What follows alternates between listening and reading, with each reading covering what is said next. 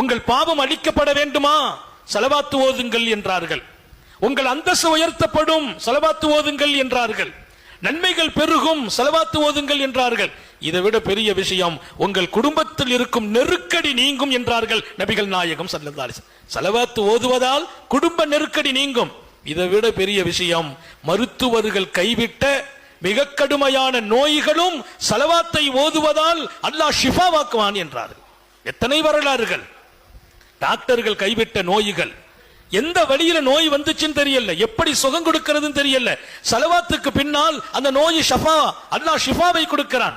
ஸலவாத் நோயை கூட ஷிஃபாவாக்கி கொடுக்கிற பாக்கியம் நிறைந்தது. பயங்கரமான பிரச்சனைகள் நாடு தழுவிய அளவில் இருக்கிறது.